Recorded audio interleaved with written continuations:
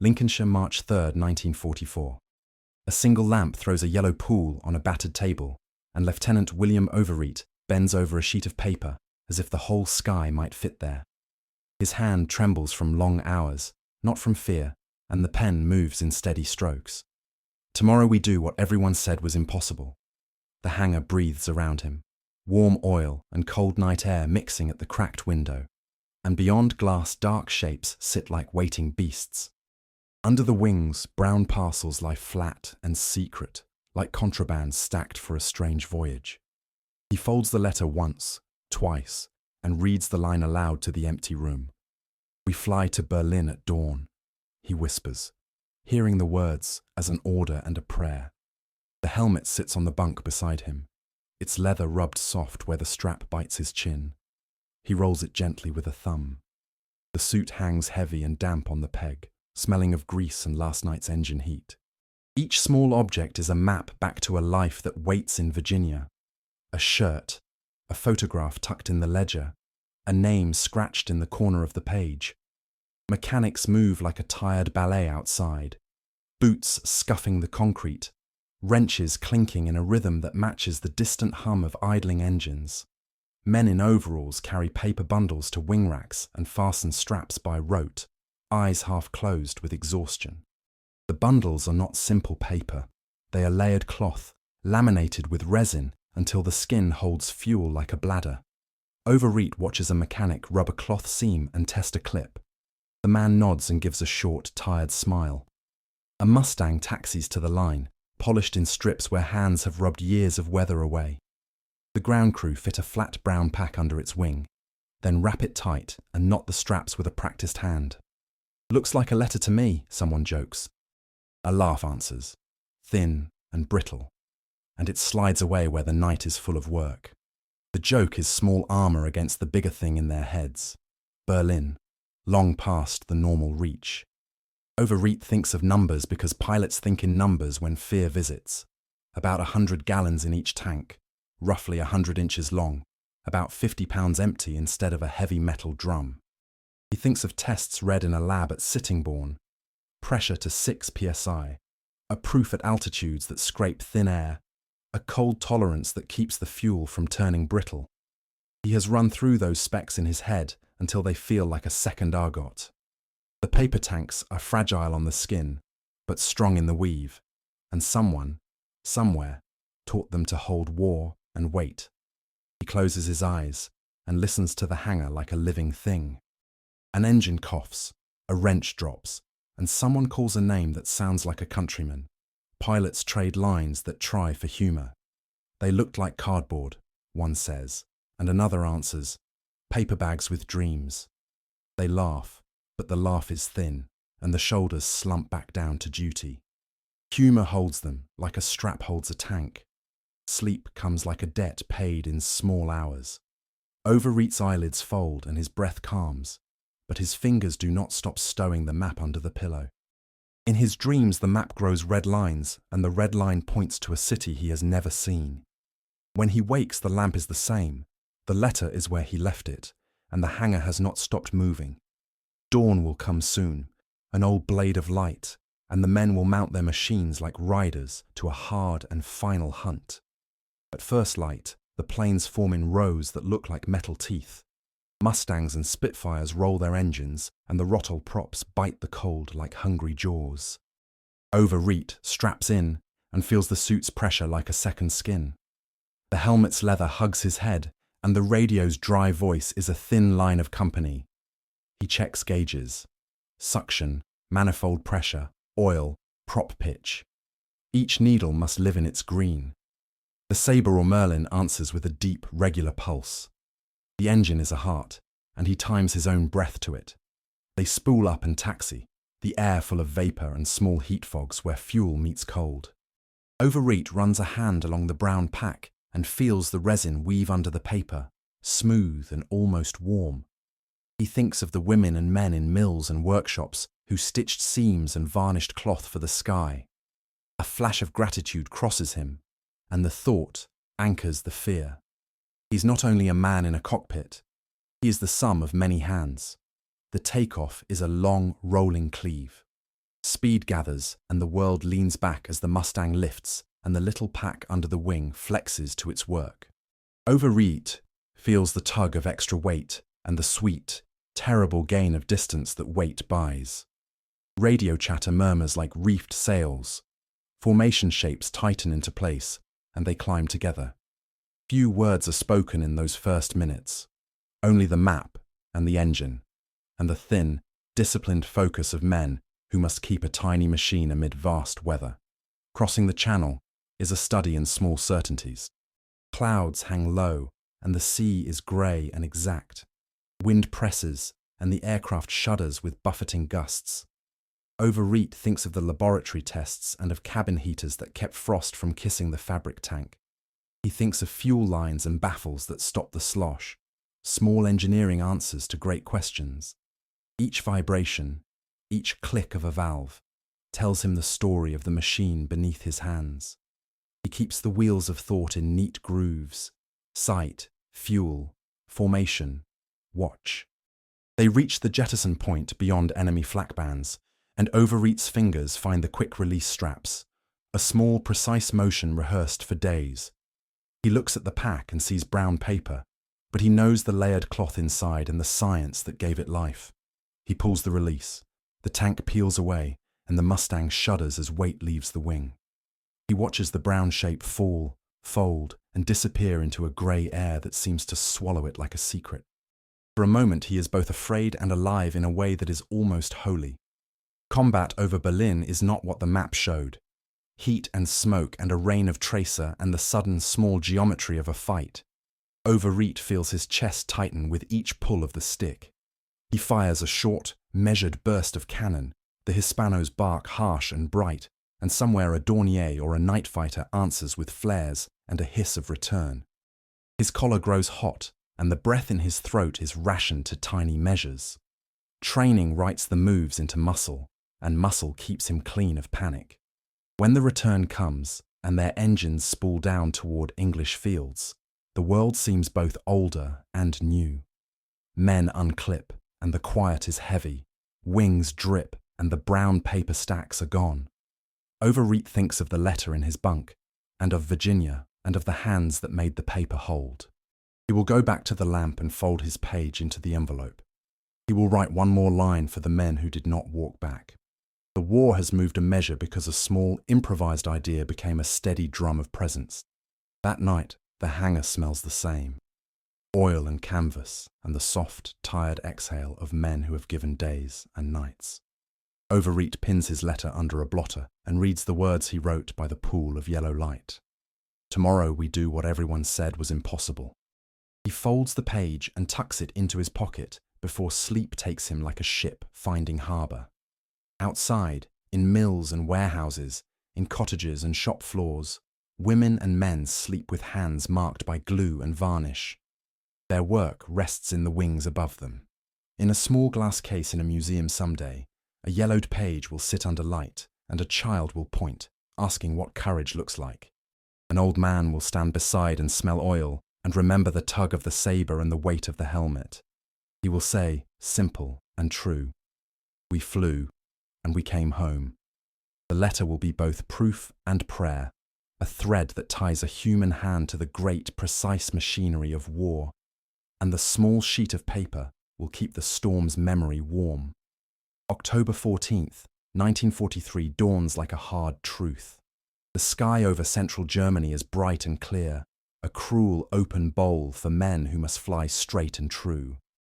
In the briefing rooms the maps lay like wounds, routes inked in blood red and black, and commanders read numbers instead of stars. 300 heavy bombers file past the marker, 291, the ledger will show. And men who load bombs and check turrets know this will not be a routine day. On the tarmac, the heavy birds feel like beasts yoked to a single will.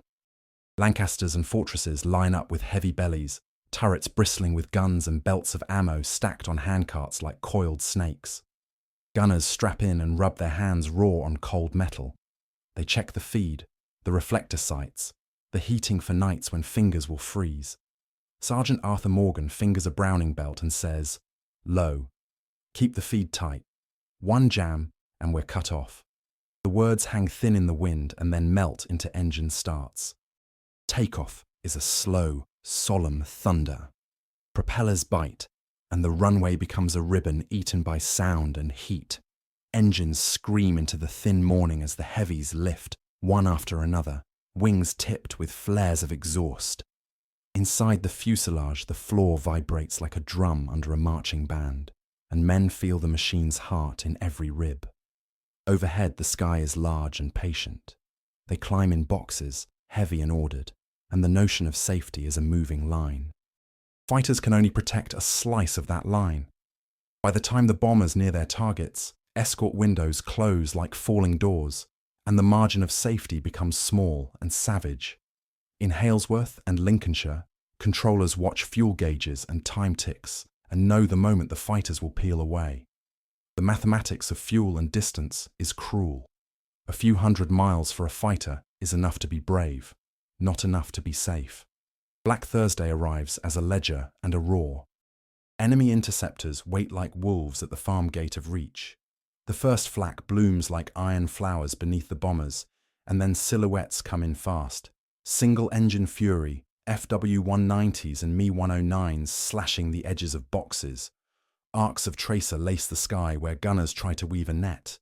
In a turret, a man tastes burnt cordite and fear and calls, "Bandits left," and his voice sounds too small for what is happening. The hits are sudden and clean and terrible. An engine goes out in a blossom of flame, and the bomber lists, heavy with ordnance, and men tie themselves to strange ropes and pray in short phrases. Turrets fire until barrels glow and men's hands shake, not from cold, but from the effort to keep rhythm and aim at a shape that is alive and murderous. The bomber becomes a cathedral struck by lightning. Steel gives and cloth answers with black holes. Sergeant Morgan remembers a tracer seam that cut a wing flap like a knife through cloth, and he tastes metal in his mouth. Losses climb like a tallying machine. 60 birds do not come home. 17 are so damaged they will never fight again. Numbers on a clipboard become names, read aloud at dusk, and the mess hall grows quiet for hours that feel like weeks. The cost is not abstract. It is a hand smashed against a turret, a face blurred with soot, a letter that will not be finished. Officers in command rooms close their maps and stare at totals that make no promise. The men argue in small, precise languages that are all numbers and breathing. Fuel margins, escort windows, the radius of the P-47, and the Typhoon that are not long enough. They vanish at the edge, someone says. Pilots, gunners, mechanics, repeating the same grief with slight changes. The problem sits concrete and simple. Without continuous cover to and from the target, the heavies are exposed at the margins. Strategy becomes arithmetic, and arithmetic can be washed away by a single storm of enemy fighters. In the quiet after, the air grows thick with questions.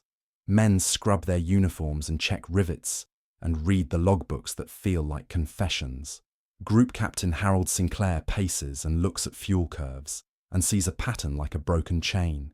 He imagines a number of gallons that could bridge the gap, a weight underwing that could turn a gamble into a mission. The thought will seed every workshop from Sittingbourne to Kemsley. Across the lines, a different mood takes root. Not resignation, but an unwillingness to accept the ledger. Engineers and mill hands, women at looms, foremen in oil-stained coats begin to talk about paper and resin and seams. It sounds absurd to some, new fuel bladders sewn from craft paper and resin, and to others it sounds like salvation. The language of invention is quiet. Measurements scribbled on a bench, a sample soaked and bent, a test pressurized to 6 psi and holding. The idea grows in the small rooms where brass and cotton meet. A prototype holds fuel and does not bleed. It passes a cold snap, and the resin stands firm. The weight is light, 50 pounds empty versus 150 for metal, and the gain in range sings like a promise. A C-47 can move hundreds of flat packs where once it moved a handful of heavy drums. Logistics loosens its shoulders. The solution is humble and ingenious. Papers, glue, varnish, and a way to make the escort window into a bridge. Back in the mess, pilots trade the news like contraband. They say paper will carry us. A man laughs, but the laugh is brittle, hopeful, pragmatic. The line between mockery and miracle is thin, and men watch the workshops like priests watching a rite. When early trials succeed, Mustang flights with fabric tanks reaching farther than before, hope becomes a steady instrument. The ledger begins to tilt. The next sorties feel different. Pilots climb longer and carry the extra trembling weight beneath their wings. The engine strains a little more at first, then sings to the adjusted load, and the propellers find a new, steadier rhythm. The sky is colder, but the pilot's hands are steadier under the glare of the sun. Escorts last longer, and the bomber boxes hold together as if bound by new lines. Results come in with the merciless clarity of statistics. Loss rates fall from the brutal peaks that men counted in October to numbers that allow strategy to breathe again. Lives are saved like slow arithmetic. Thousands of crew who might have been lost walk away wounded, tired, alive. Command rooms fill with reports and graphs and a new vocabulary. Drop tanks, quick release, phenolic resin. The tactical map redraws itself in a few plain pages. Yet the price and the shadow remain in memory. Black Thursday is not erased by later success. Men remember war's cold ledger. They remember faces. In barracks, a gunner traces a name on a piece of tape and tapes it under his turret. They mark the loss so they will not dull to it. Victory grows from many small labours, but memory keeps its own, harsher record. In a small later room, a man like Overeat might write home and fold the words into an envelope, and the paper will carry both the weight of his hand and the work of many mills. He will mention engines and gauges and the quiet miracle of brown paper that stretched the line to Berlin. And somewhere, a woman at a loom will sleep with hands that anchored 1,000 flights. The ledger will close, but the small acts that changed it will remain loud in the quiet afterward. Black Thursday is a lesson written in steel and smoke and in the slow patience of craft. It is a day when machines met their limits and men met their will to change the math. The wind carries the iron taste and the memory like a weight. In the end, strategy bows to craft, and the sky, once a place of impossible reach, becomes a charted domain by the small, stubborn work of many hands. The mill smells of wet paper and steam and the oil of machines, and the first image is plain. Great rolls feed through cutters, while women in aprons lift and lay sheets as if they were laying roofs. Men in flat caps check gauges and mark stacks with chalk. A foreman calls a length, and the line answers with the soft clap of paper meeting paper. Here at Sittingbourne and Kemsley, the idea sounds like a joke at first. Paper to hold petrol. And the joke is the seed of a new kind of stubbornness. Outside the windows, men bring wooden forms and empty crates. Inside, a slow army begins to learn how to make flight from pulp and craft. An engineer pins a drawing to the board and speaks in numbers that become faith. 100 to 110 usable gallons, 100 inches long. Pressure tested to about 6 psi. He draws baffles inside the tank in simple cross-hatched lines and shows how gauze will make the ends sit round and neat. Baffles stop slosh, he says, as if that phrase were a prayer. A young girl with sore hands nods because she will stitch the seams that keep the flasks from turning into bombs. The blueprint is humble but exact, and its precision feels like safety when the lives of crews hang on a seam. They layer craft paper like armour. 1 sheet, 2 sheets, then resin, and the resin smells like varnish and promise when it cooks under heat lamps. The resin is phenolic, a name that tastes of chemistry, and it turns cloth into something that will not drink fire. Workers press the sheets on wooden forms, sliding petals and gauze into place with gloved hands, and a tank begins to look less like paper and more like a beast of burden. Each seam is sealed, each edge varnished and tested, until the piece is a small miracle of sweat and method. In a small shed, women sew baffles and stitch gauze with big, steady needles. Their hands move fast and sure because the work is learned and the time is short. A cottage shop hums with radios and song as housewives fold and stitch. A man from a factory drops off resin and picks up a finished bladder. "We're patching the sky," one woman jokes, and her neighbour answers with a laugh that hides deep fatigue. They pack each tank in brown paper and tie it tight as a parcel. and each parcel carries the quiet weight of something that might save a crew. They test in cold rooms where frost bites at boots, and in hot cabinets that bake the seams. Temperature range is brutal, and the papers hold. A test engineer warms a tank to simulate deck heat, chills another to 60-degree Celsius to see if resin cracks, and watches the seams with a slow, careful eye. Pressure tests push to 6 psi and hold. The gauge creeps, and the men read numbers like verses. When a tank holds, the men clap softly, and the foreman writes the date on a small metal tag. Each tag is a letter in a new alphabet of survival. A C-47 can carry hundreds of these flat packs. One plane used to move 40 metal tanks. Now it moves hundreds of paper bundles, and logistics breathes easier. The packing economy is almost poetic. Folded flat, straps tucked, brown paper wrapped, crates sealed and sent by air. At depots, men unfold and fit them to racks in minutes, compared to hours for metal drums, and the time saved becomes fuel, saved becomes miles bought. The supply line learns to speak in flat packs and counts success by how many wingtips can carry a meal for a sky machine. Weight is truth in this business. An empty cloth tank is dozens of pounds. A metal tank can be 150 pounds. Men who grease props and change oil know how much difference that weight makes at takeoff. Engineers calculate range in pens and coffee, and tests show an extra 125 miles or more per tank. A Mustang or Spitfire pushed into the 800-mile bracket is no longer a fantasy, but a mapped route, and that number changes strategy faster than any speech in a briefing room. The early skeptics are loud in the pubs, and even louder in some technical boards, but trials quiet most skepticism. In February, the 601 Squadron fits a Spitfire with a paper bladder and runs a sortie that reads afterward like a small legend. Extra minutes in the air, safe return, radio calls that sound almost incredulous. It held, a mechanic says simply, and the room holds its breath and then laughs in disbelief and relief. When a Mustang shows flares and returns with the claims of extended range, the rumor becomes report, and the report becomes procedure. At the workshops, people learn small tricks to stop slosh and to keep taps from rattling. Baffles, the inner walls, are cut and sewn into the bladder so fuel does not bang about and upset balance in a dive. Quick release clips are tested and retested so a pilot can jettison a pack cleanly at the right point. The engineers fit pads where straps will rest. They add small reinforcing doublers where a rack clamps on. These are minute acts of craft that make flying safe. They are the quiet stitches in a loud war. Women who manage varnish chambers wear masks and count drying times like nurses counting breaths. They watch for tack and sheen, for the way phenolic beads pool and then smooth, and they make choices that matter 4,000 feet up.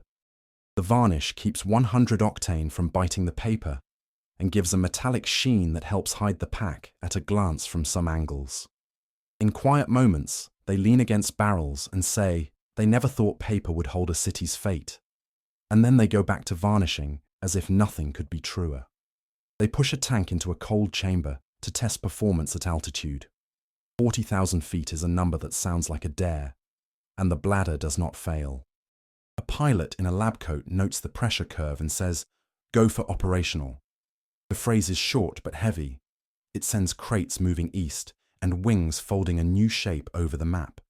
Men who once argued about idiocy now sign orders and make manifest what once was a sketch on a bench. Production cycles tighten. 72 hours from stack to pack, from pulp to parcel, as shops and mills learn the rhythm. The mills spool faster and the cottage shops stitch into the night. The supply chain hums and a country leans on its quiet hands. The familiar rhythm of a mill becomes a war drum. Foremen count parts like prayers and meet quotas like vows. The cost is sweat and the reward is presence. Fighters at ranges they once could not imagine. When the first full operational flights use the packs, pilots feel an odd mix of faith and superstition. They pat the wing and whisper jokes to the pack like it were a talisman. "Paper will take us to a city," one man says, half laughing, half steady. The idea is almost religious in its modesty. newspaper and resin carrying steel and flesh across 1,000 miles of sky. The engines churn, and the prop slices the cold, and the pack is not decoration but lifeline. On the ground at midnight, crates are opened. Straps are fitted, quick release lines checked. A master sergeant walks the line and watches men tighten straps and nods with a flat, simple relief. He knows the tests and the certs and hears the small human sounds: boots, rope, a radio's static. He thinks of families and letters and the improbable truth that something sewn by a woman in a shed will buy time for a crew. When at last a bomber box leaves the sky and returns with fewer dead, the factories and mills do not make speeches. They make another batch and ship it. The quiet persistence of sewing and varnishing and forming becomes the loudest instrument of war. Officials in rooms that once shrugged at paper now bring orders for thousands. The improvised is institutioned, and industry turns a small craft into a strategic muscle. In the end, the wonder is not merely that paper held fuel, but that a nation could turn a joke into a bridge. Housewives, mill hands, engineers, and pilots all share a single fact. A small, humble invention changed distance into possibility. The paper tanks are simple, but simple is how the world is remade. And in a letter kept in a small case, a pilot writes 2 lines that say it plain. We flew farther because they sewed and varnished and believed. The briefing room at Debden smells of charts and coffee, and a long, folding map lies open, with a red line drawn straight to Berlin. The ink looks like a dare. Men crowd the table, fingers tracing contours of distance, and Major John McAlpin taps the route with a clean forefinger until the red stops at a city that used to be out of reach. Pilots listen with tired eyes and steady jaws, because maps are promises, and promises must be kept by steel and sweat. Someone jokes to break the hush, 40 minutes in the tanks, lads. And the laugh is thin, but it travels like a small flame. Outside, the air tastes of oil and frost, and the field waits with machines poised like sleeping beasts. The fighters roll out with brown paper bundles under wing, each pack wrapped and strapped as if it were a contraband soul. Master Sergeant Donald Mason checks seals with a practiced thumb, clicks quick release clips, and reads the printed tag. 110 gallons usable, pressure tested, baffles fitted to stop the slosh. Pilots run pre-flight like prayer: prop pitch, trim tab, manifold pressure. The clean tanks of their engines hold 40 to 45 minutes before the brown packs take over. Every small motion is exact because the margin is small and the prize is huge, a chance to stand with the bombers over Berlin and come back. The cold pricks at fingers through gloves, and the leather of the helmets smells like old maps. In the sheds, women stitch gauze and men glue resin in a rhythm that sounds like patience, and engineers explain the baffles and gauze to pilots who nod in clipped understanding. Baffles stop slosh, quick release pulls clean, Mason says, and the pilots repeat like catechism. The packs are light when empty, heavy with promise when full, and they ride under the wing with bands that bite into aluminum.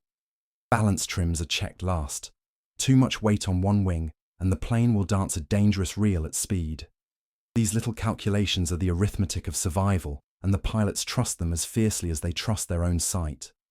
Takeoff is an unrolled ribbon of thunder under floodlights, props cutting the cold into a hard sound that enters the bones. Engines spool and the formation lifts, each Mustang and Spitfire climbing in a tidy, dangerous geometry, wings chiseling the dawn. The radio crackles with clipped calls, and the world slips beneath like a map pulling away. In the cockpit, the gauges glow green, and the Sabre or Merlin answers like a steady heart. Pilots breathe to that pulse and hold their hands to fine levers like men steadied by ritual. The field dies behind them, and the channel breathes between England and the continent. Crossing the channel is a study in small certainties, cloud bases, wind shear, and the thin blue above the waves where the weather pushes like an indifferent hand. The radio keeps a quiet line, a thin cord of company through which information moves, fuel readings, formation calls, the steady hum of engines tuned in the choir. Pilots watch manifold pressure and RPM like priests watch altars. A needle in the green is a small mercy. Outside the canopy, the world looks indifferent and perfect for danger. Inside, a man's chest tightens around the steady drum of the motor. The jettison point comes like a cliff edge in a map, one man calls it. Others check and nod, and fingers find straps learned by muscle. The quick-release tears clean, and the paper bladders peel free and fall, flat brown shapes coughing in the air like spent birds. For a dizzy second, the packs are visible, brown and human and absurd, and then the wind swallows them. Weight drops, and the fighter snaps light, eager, a blade again. Men feel a small vertigo, and then the aircraft settles to the job they bought with that fall.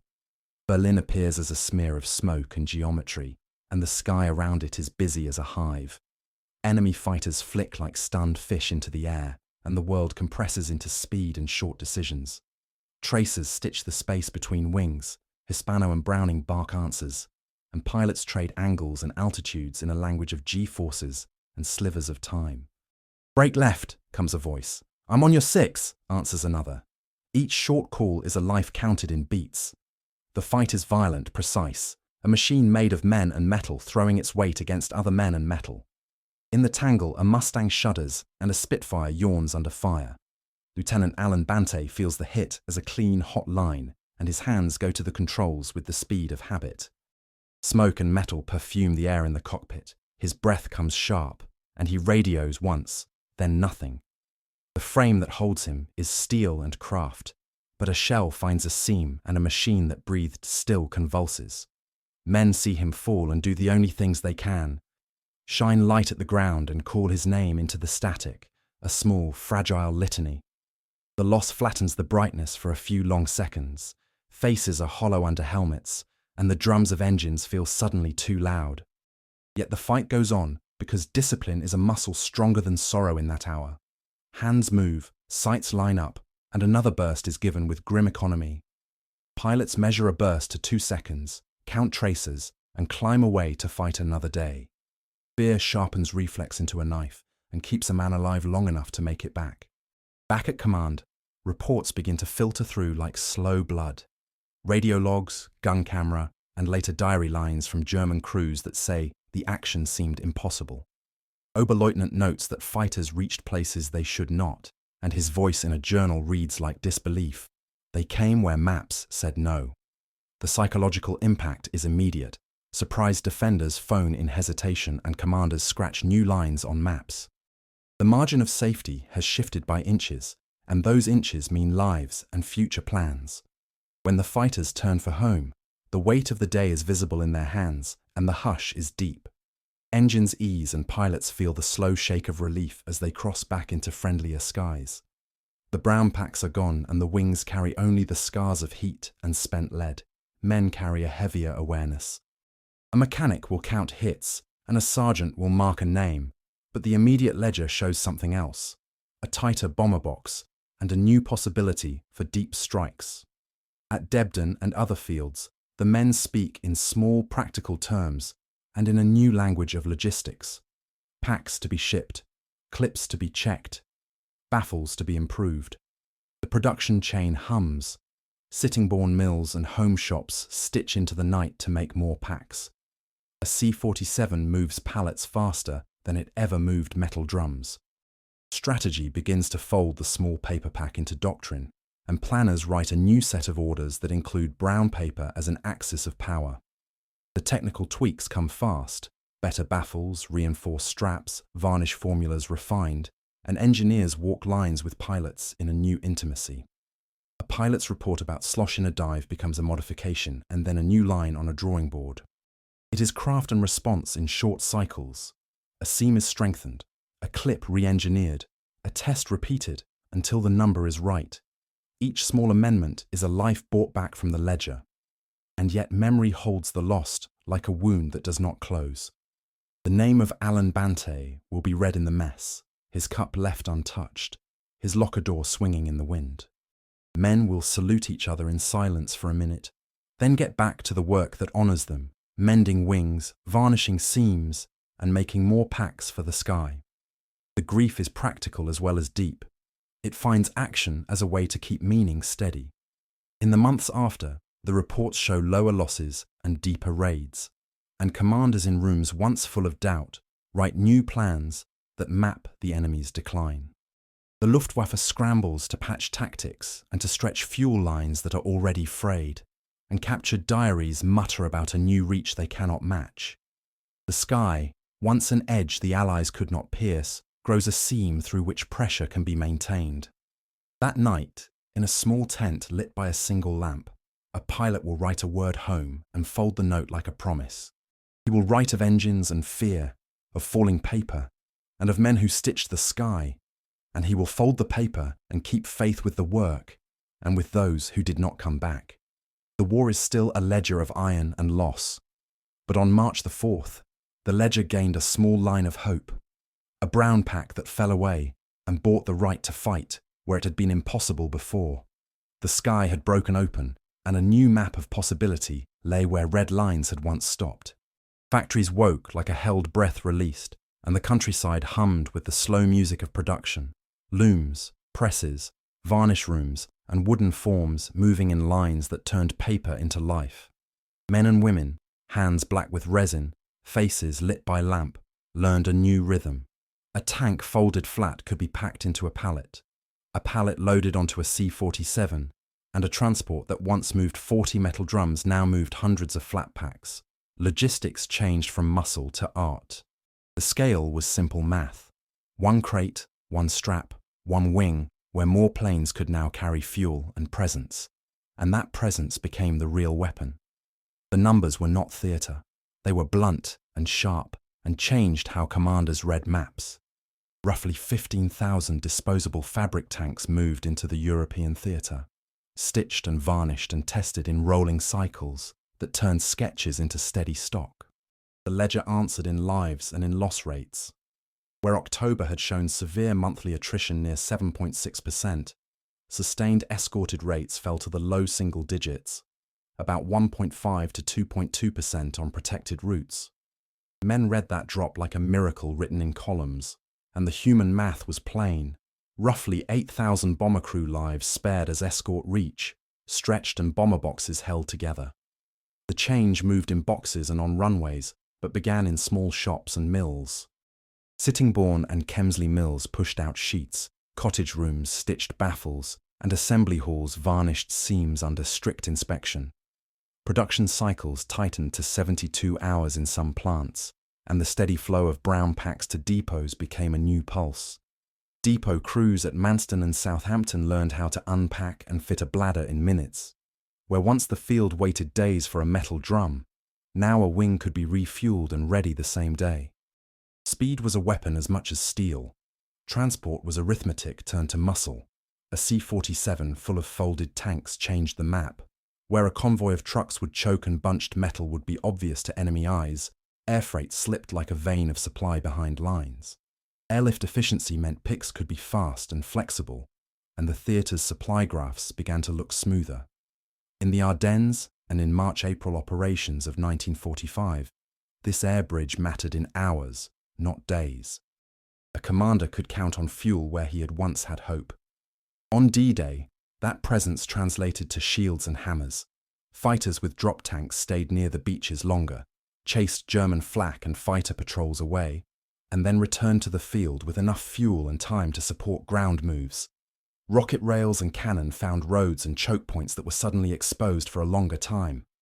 The invasion's movement depended on continuous pressure in the air. The paper tanks turned pressure into a persistent fact. Men on the beaches felt less alone because wings stayed. In the bulge, with cold and mud and the thin thread of resupply, the fabric tanks kept radios alive and fighters overhead when roads choked. Depots rerouted packs across shorter lanes. Pilots who flew escort could loiter longer above columns and force a gap. The supply chain's agility mattered more when every hour counted, and the little brown parcels arrived where iron convoys could not. The Ardennes taught that logistics in the air can outflank logistics on ground. The strategic blowback reached deep into the Reich. German fighter production and home fuel output faltered under constant pressure and disrupted logistics. Fuel shortages and the slow decline of refinery capacity cut flight hours for new pilots and clipped training time for aces in the making. The Luftwaffe could not easily rebuild its veteran cadre when planes and fuel were scarce, and attrition among experienced pilots thinned the reservoir of skill that had once dominated the skies. The industrial advantage translated directly into strategic pressure and, over months, into dominance. Operational data told the same story without sentiment. Escort windows lengthened, bomber boxes stayed intact over targets, and mission planning could assume deep penetration instead of near misses.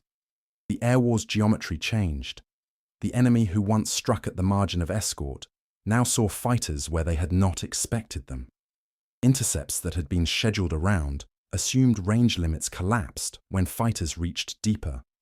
A captured diary later put it plainly. Defenders wrote of impossible reach, and the stunned tone carried the cost of a new rule in the sky.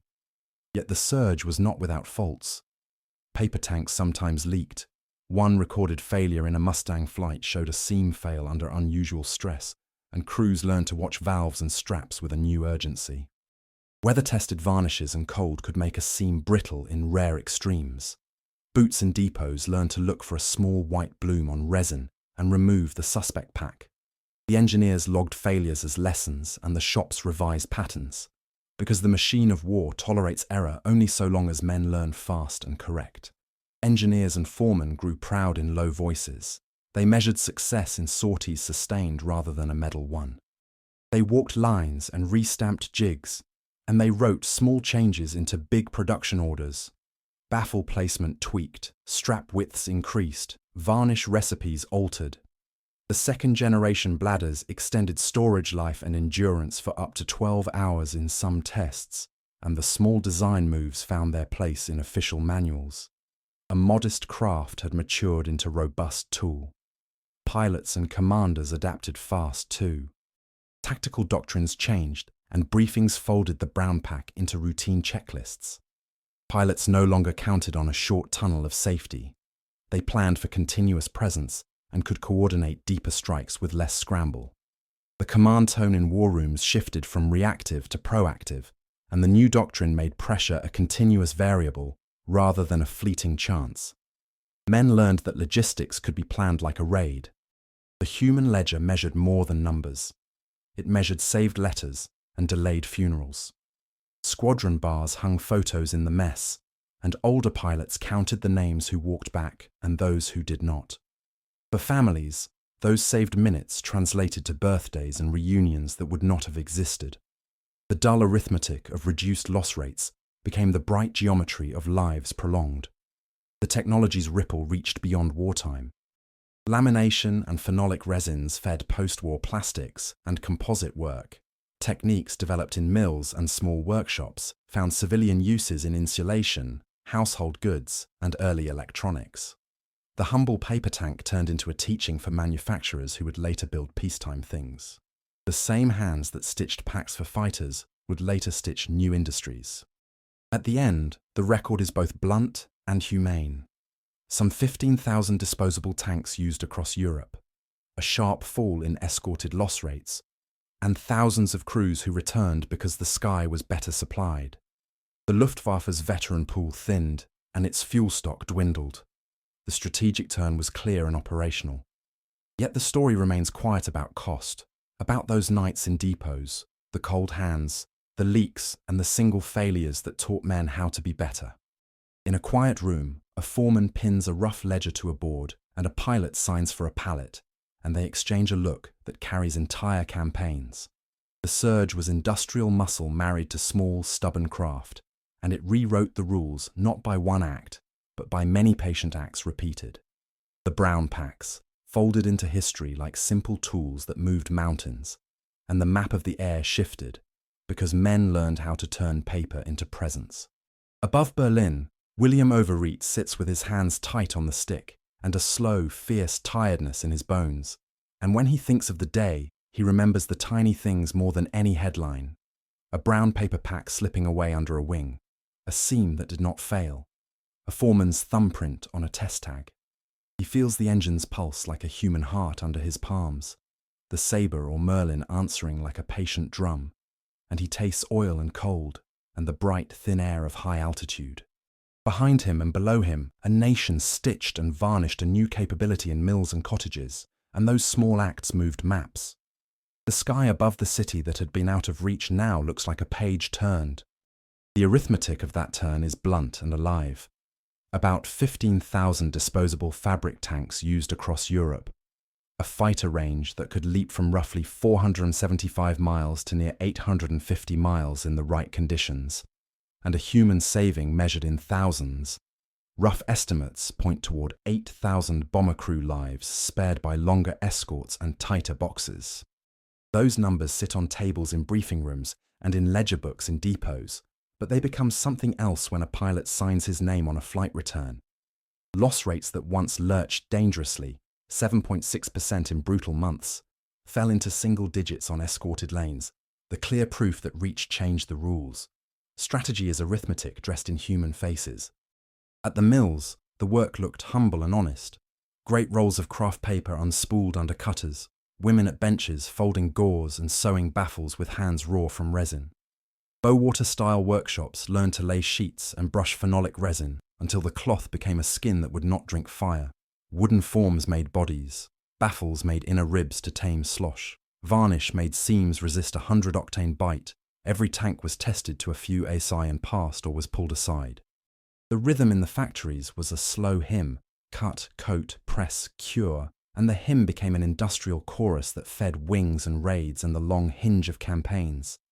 Transport and packing turned insight into muscle. A C-47 could carry hundreds of flat packs, where once it moved 40 iron drums, and airlift tables redrawn to count packs instead of drums changed depot math overnight. Pallets of brown paper uncrated at forward fields meant faster turnaround times and fewer empty wings in the sky. Depot crews learned to unpack and clip a bladder into a rack in minutes instead of hours, and the tempo of operations tightened into a steady drum.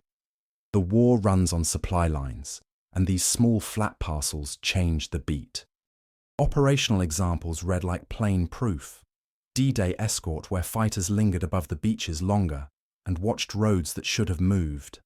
Ardennes in December, when drop tanks kept fighters aloft over a frostbitten battlefield and bought hours of air cover.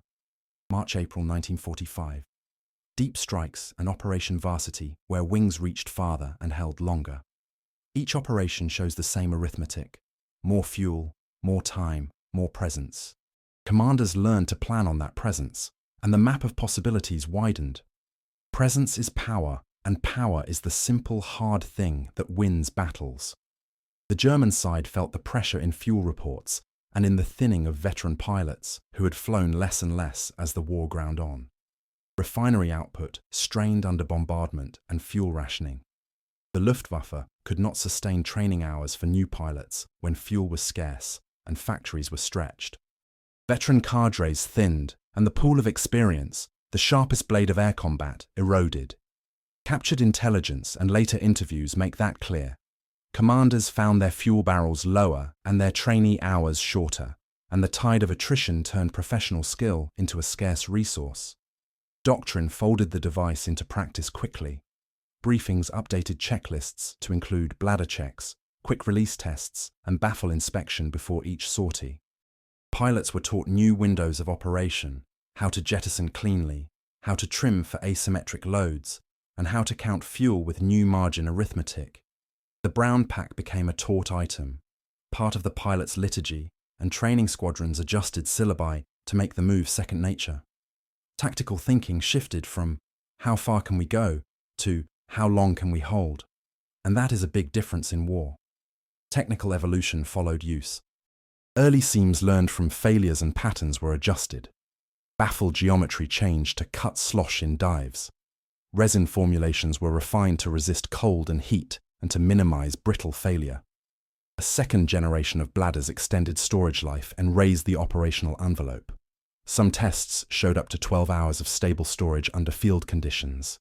Quick release mechanics were beefed up and clip patterns redesigned to avoid a snag at speed.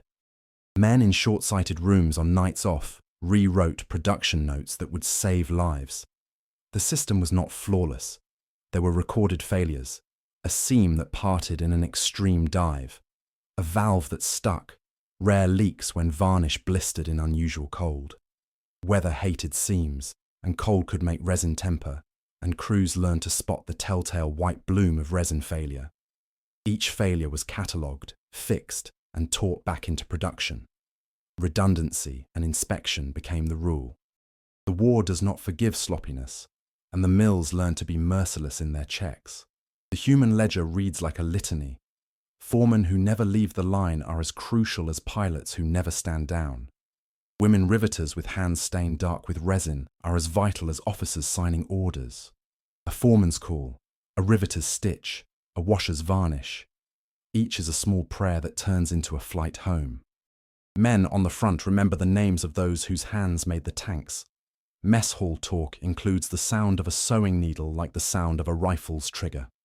There were small environmental echoes that followed the war, cloth fragments in fields where packs had fallen, farmers who cursed at the litter of brown paper and then later used the cloth for sacks and repairs.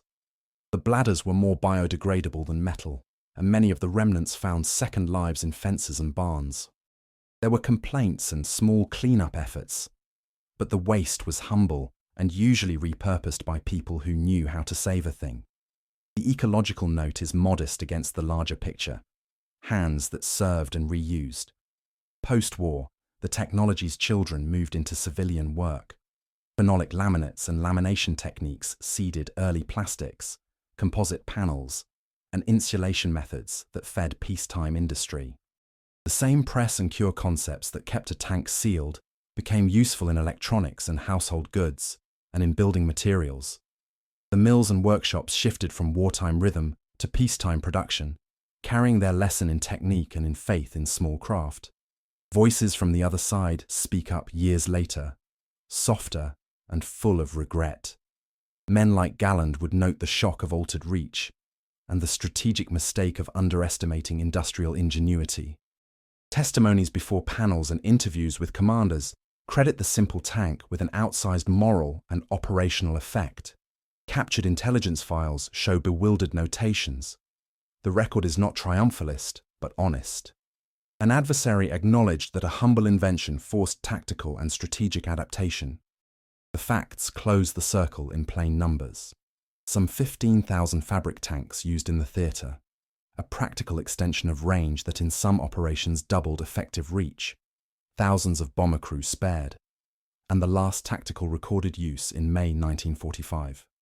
The ledger can be read cold and clinical, but the numbers rest on a mass of human acts, hands building tiny miracles under lamps. The victory owed as much to mills and stitches as to engines and shells. In a quiet museum case, a yellowed letter sits under glass and a line is pinned to a small card. We flew to Berlin and came home. It felt like paper and steel holding the world. The fragment is William Overeat's, folded and kept like a small relic. A child points and a veteran smiles without words, both feeling the same odd weight of wonder and loss. The paradox is simple and heavy.